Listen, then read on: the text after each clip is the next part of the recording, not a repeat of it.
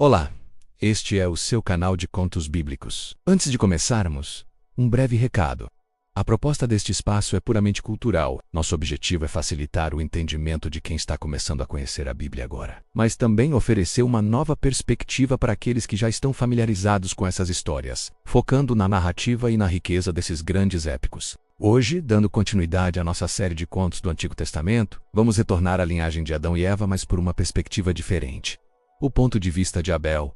Em nossa linha cronológica, as histórias que narramos anteriormente sobre a linhagem de Caim e os eventos na cidade de Enoque podem parecer distantes agora, mas elas se cruzarão novamente com os descendentes de Adão e Eva logo à frente, quando chegarmos ao evento do dilúvio. Hoje, porém, fazemos uma pausa para entender quem foi o homem cujo silêncio mudou a história da humanidade. Abel cresceu em um mundo que já estava ficando duro. Ele via seu pai, Adão, lutando contra o solo seco e o irmão, Caim, transformando o trabalho em uma guerra pessoal contra a terra. Mas Abel era diferente. Ele não via a natureza como uma adversária a ser vencida ou um problema a ser resolvido. Para ele, o mundo não era feito apenas de esforço, era feito de ritmo. Enquanto Caim focava no que podia arrancar do chão, Abel focava no que podia cuidar. Ele foi o primeiro a perceber que a vida exigia uma paciência que o arado não conhecia. Ele não queria domar o mundo, ele queria fazer parte dele. Seus olhos não buscavam apenas o resultado da colheita, mas o detalhe do nascimento, o tempo do crescimento e a fragilidade de quem depende de proteção. Adão e Eva olhavam para o filho mais novo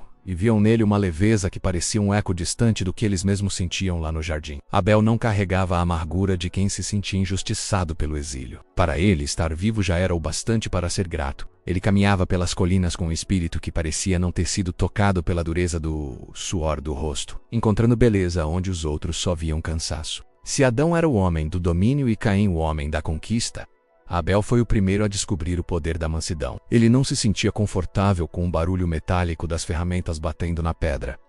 Ele preferia o som da vida que respira. Abel tornou-se pastor e isso mudou a forma como ele via o mundo ao seu redor. Ele foi o primeiro ser humano a entender que os animais não eram apenas recursos, mas seres que sentiam medo, frio e fome. Ele não tocava o rebanho com seu chicote, mas com a voz. Abel aprendeu a observar o ciclo da vida de perto. O milagre do nascimento de um cordeiro, a paciência da espera e a dor de uma ovelha ferida.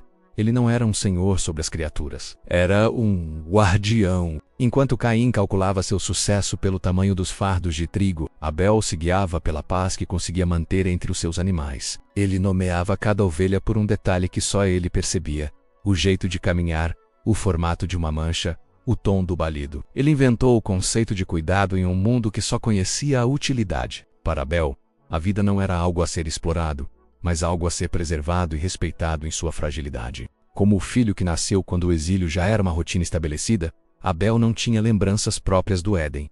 No entanto, ele se tornou o maior guardião das histórias de seus pais. Caim, por seu lado, parecia querer esquecer o passado para focar na dureza do presente. Abel ouvia os relatos de Adão e Eva com um fascínio que beirava a reverência. Para ele, o jardim não era uma lenda de fracasso, mas uma prova de que a harmonia era possível. Ele buscava vestígios dessa perfeição perdida no mundo ao seu redor. Se Adão falava da suavidade da brisa no paraíso, Abel tentava encontrar esse mesmo frescor no alto das colinas, longe do calor abafado das plantações. Ele era o elo emocional que mantinha a família conectada ao que tinham de melhor. Através de seus olhos, Adão e Eva podiam ver um pouco do mundo sem o peso da culpa, pois Abel amava aquilo que restou da criação com a pureza de quem acredita na redenção. Abel não era apenas um pastor de ovelhas. Ele era um guardião da esperança. Ele acreditava que, embora estivessem do lado de fora, a essência do que Deus plantara no Éden ainda pulsava na vida que ele cuidava todos os dias. Ele tratava o presente não como um castigo interminável, mas como um campo de treinamento para a sensibilidade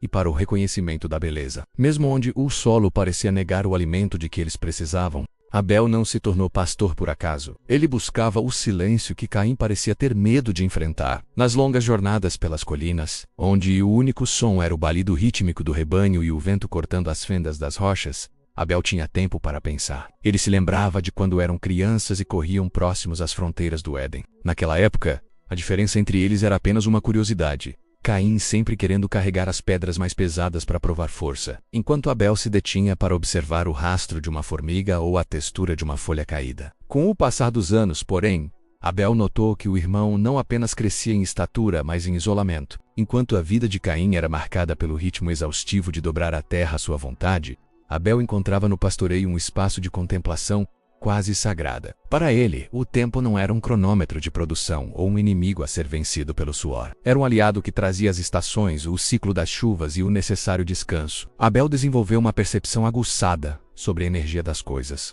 Ele via que o mundo fluía, mas Caim estava estagnado em uma tensão constante, como se estivesse sempre esperando por um ataque que nunca vinha. Abel observava o irmão de longe, enquanto este golpeava o solo com a enxada. Caim carregava o trabalho como uma armadura pesada, os ombros sempre contraídos, os olhos focados apenas na resistência da terra. Não havia malícia no olhar de Abel ao observar essa cena. Apenas uma incompreensão mansa e uma ponta de tristeza. Ele tentava se lembrar da última vez que tinham rido juntos, sem que houvesse uma sombra de cobrança no ar. Ele não entendia por que Caim escolhia lutar tanto contra a própria vida, transformando o sustento em uma guerra particular. Para Abel, a existência fora do jardim, embora difícil, ainda guardava uma beleza que podia ser acessada no silêncio do final da tarde. Ele via Deus nas cores do crepúsculo. Caim parecia ver apenas o fim de mais um dia de fardo. Mesmo sentindo essa distância abissal crescer, Abel nunca temeu o irmão. Em sua mente, a vida era um ciclo contínuo, uma canção que não tinha fim. Como a morte era um conceito inexistente, Abel acreditava piamente que eles teriam séculos, talvez a eternidade, para se ajustarem. Ele olhava para a aspereza de Caim como quem olha para uma crosta de terra seca, após uma longa seca. Ele acreditava que com a paciência certa e o afeto constante, aquela crosta acabaria por amolecer, permitindo que a fraternidade de infância brotasse de novo das profundezas do coração do irmão.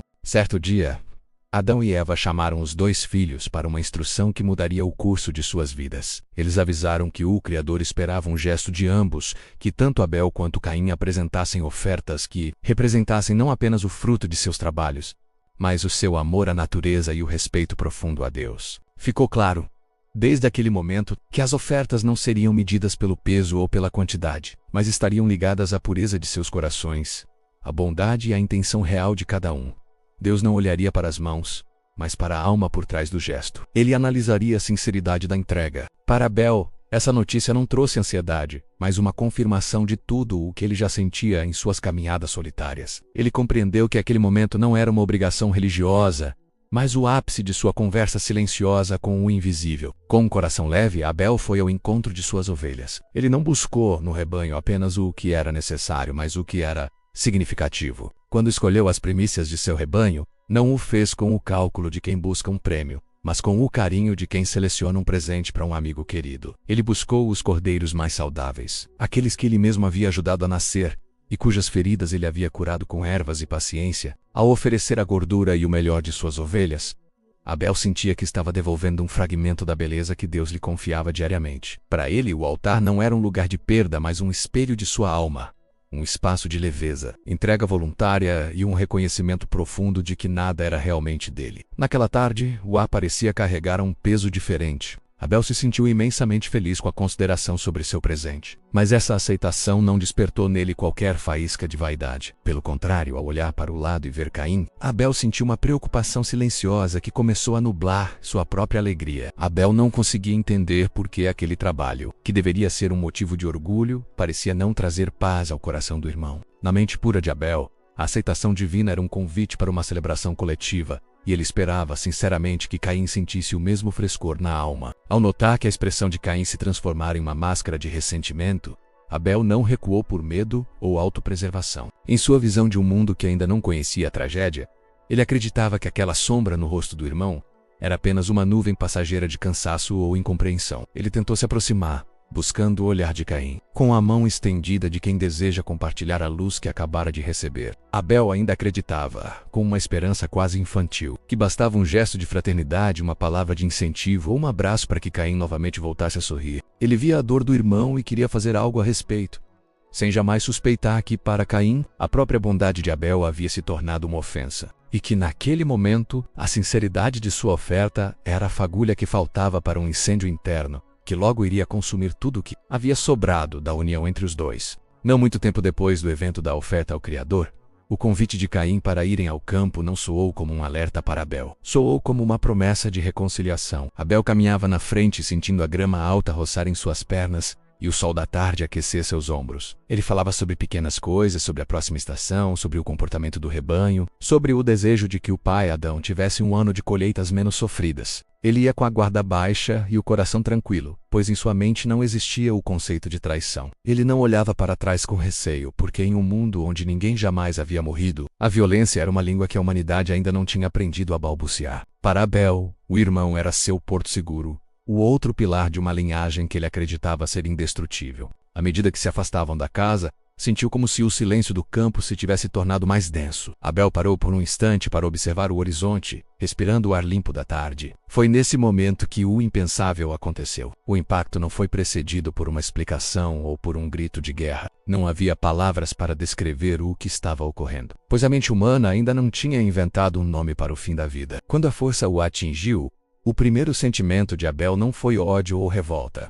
Foi um espanto absoluto e paralisante. A mesma terra que ele respeitava e que via como berço da vida, agora ele sentia toda a sua dureza e frieza. Enquanto estava caindo, o tempo pareceu passar lentamente. Abel viu o céu começar a se afastar, tornando-se um azul cada vez mais pálido e distante. Ele tentou buscar o fôlego, mas descobriu que o ritmo da vida, aquela música interna que ele acreditava ser eterna, estava falhando, perdendo o compasso e, finalmente, parando. Naquele campo isolado, longe dos olhos dos pais, Abel introduziu no mundo algo que ninguém sabia que existia: a ausência definitiva. Ele não teve tempo para entender a fúria que motivara o irmão. Teve apenas o tempo de sentir a estranheza de ser o primeiro humano a descobrir que o corpo, tão cheio de sonhos e memórias, podia simplesmente acabar. O brilho dos olhos do pastor das ovelhas do clã de Adão e Eva se apagou enquanto miravam a imagem sombria do irmão. Tudo o que sobrou foi um silêncio que marcou o exato instante em que a morte deixou de ser uma entidade desconhecida para se tornar a parte mais temida da existência humana.